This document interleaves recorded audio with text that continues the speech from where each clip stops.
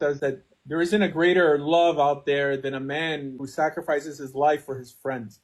And it's true, though. It's true. Like the biggest sacrifice that someone could give up, right? That's what sacrifice means. All right, the fear of doing without or giving up something that you don't want to give up is to give up your life. However, in the Bible, and I would include the Christian Bible, who's the individual who embodied that statement more than anybody? And Samson is one of the candidates, by the way, because Samson actually gave up his life for the Jewish people. Remember, he collapsed the temple of Dagon. I remember the Philistine god, whatever. He collapsed it on himself, knowing that I'm gonna take all y'all with me.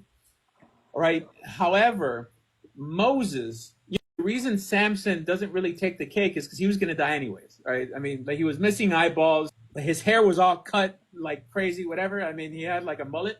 So he's like, I mean, I want to die. But Moses, when he said that if you're going to unalive them, you're going to unalive me too, right? Or you should unalive me too, said this when he was in the highest authority in the land. He had the most to lose. You see, this doesn't really apply so much to Jesus because the idea of sacrificing means doing without. And if you believe Jesus is God, then him giving up his life is not giving up anything. It's not a real sacrifice to him. He knew he was going to come back to life.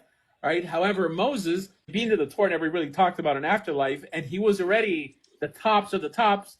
But he wasn't dating divorcees and the converts. It was like King George in that mofo. His sacrifice would have been the biggest, the greatest. Now, truth be told, he didn't get unalived, unlike Samson and Jesus, right? But in terms of possibly paying the greatest price, it would have been Moses, as the person who embodied the statement that, like no greater love to give up his or her own life. So that's true. That's true. And my top 5 too is Esther. Esther would be in my top 5 too, because remember Esther that's true. Convinced the king to save the Jewish people, to give them grace and mercy and stuff like that. Right, and she could have so been Esther, she could have. Look at that. Right, I mean, she walked in there con una diabla tigre.